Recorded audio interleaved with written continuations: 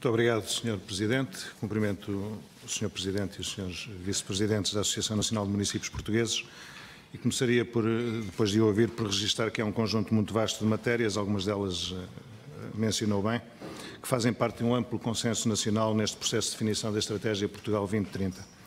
A grande preocupação com a redução dos fundos que integram a política de coesão, seja ao nível do FEDER, que será no próximo ciclo distribuído por mais regiões europeias, quer em particular, e isso é o que nos preocupa mais, ao nível do Fundo de Coesão, preocupação esta agora acrescida com as dúvidas suscitadas pelos serviços da Comissão, Serviço de Apoio do Parlamento Europeu quanto à verdadeira dimensão dos cortes, como há pouco também referiu.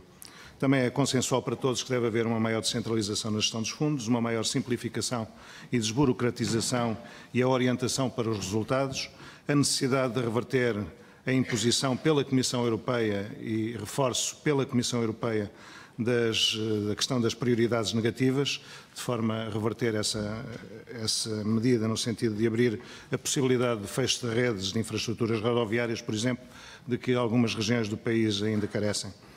A consciência que todos os senhores Presidentes de Câmara, mais do que ninguém, têm bem presente da necessidade da mudança de paradigma relativamente às tipologias de investimento a apoiar pelos fundos europeus, tipologias mais imateriais, cidades inteligentes, mais ligadas ao emprego, cidades eficientes, inclusão social, etc. Uma panóplia de tipologias que devem merecer cada vez mais a nossa atenção. Enfim, a Associação Nacional de Municípios defende de uma forma muito profissional, como estamos habituados, os interesses das autarquias e das respectivas populações. Compreenderão, por isso, que neste contexto, e estou certo que o compreenderão, prefiro aproveitar esta oportunidade para aprofundar apenas uma perspectiva, que é, porventura, a perspectiva dos que têm mais dificuldades em transmitir a sua mensagem neste processo de definição da Estratégia Portugal 2030. Um primeiro aspecto que é absolutamente crítico, que é até uma questão de regime, como sabemos, e que se prende com o desenvolvimento dos territórios de baixa densidade populacional. O designado Portugal 2030, que é um dos poucos instrumentos que estão ao nosso dispor para mudar o atual estado das coisas no interior do país. Está em curso atualmente uma espécie de debate nacional sobre o despovoamento do interior em resultado do clique causado pelas tragédias do ano passado. Ora, se em Portugal há um agente, se em Portugal há uma organização que tem legitimidade, que tem poder e que tem também o dever de defender, de lutar pelos tais territórios de baixa densidade, ela é, sem margem para dúvidas, escuso-me de justificar, a Associação Nacional de Municípios Portugueses. Estou certo que todos concordarão com isso. E, portanto, agora que se desenha um novo quadro europeu de apoio, perguntava à Associação qual o tipo de prioridade, qual o grau de prioridade que a Associação atribui a esta matéria em concreto. Não ouvi fazer referências na sua intervenção inicial a esta matéria, portanto, gostaria de saber qual a ideia que tem em relação à prioridade em relação ao apoio aos territórios de baixa densidade. Fala-se em sistemas de incentivos específicos para a baixa densidade, fala-se em medidas específicas, fala-se até em avisos específicos apenas para o interior, mas isso não será suficiente no próximo quadro comunitário. E a pergunta concreta é: como vê a Associação a possibilidade de se prever não apenas medidas específicas ou avisos específicos, mas um programa operacional para os territórios de baixa densidade, com recursos financeiros expressivos e capazes, de facto, de provocar alterações estruturais visíveis nesses territórios?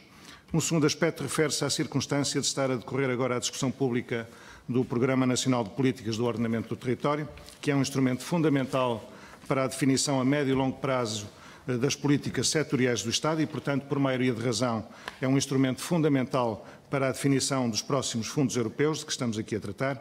Ora, este Plano Nacional, o PNPOT, para simplificar, preconiza um modelo territorial assente num sistema urbano policêntrico, que não descure naturalmente as áreas metropolitanas e os chamados centros urbanos regionais, mas que reforça de forma muito vincada a necessidade de se apostar nos outros centros urbanos, as sedes de municípios de pequena e média dimensão.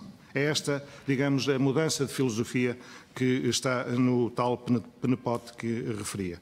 E, portanto, porque são estes os designados outros centros urbanos que, desculpem a imagem, configuram o esqueleto no qual os territórios de baixa densidade se podem manter de pé, assente nele, podem manter-se de pé. A pergunta é simples: neste novo ciclo de financiamento, de acordo com o que defende o PNPOT, é fundamental reforçar significativamente os fundos europeus para estes outros centros urbanos. e gostava de questionar a Associação Nacional de Municípios sobre, mais uma vez, qual o grau de prioridade que atribui a esta nova perspectiva patente neste documento tão importante para nós que define o modelo territorial do nosso país. Uma última questão nesta fase, para falar mais à laia de sugestão, para deixar apontar aqui, no fundo, na sequência daquilo que há pouco referia sobre os critérios de atribuição dos próximos fundos europeus, gostava de deixar uma sugestão e saber como encara a Associação esta proposta do PSD de, no âmbito do alargamento dos critérios de atribuição dos fundos, podemos integrar o critério óbvio que tenha em linha de conta o despovoamento, a desertificação humana das zonas rurais. Fará sentido isto? Do ponto de vista do PSD faz todo sentido. Deixava a questão ao Sr. Presidente da Associação Nacional de Municípios em relação a esta sugestão. Muito obrigado.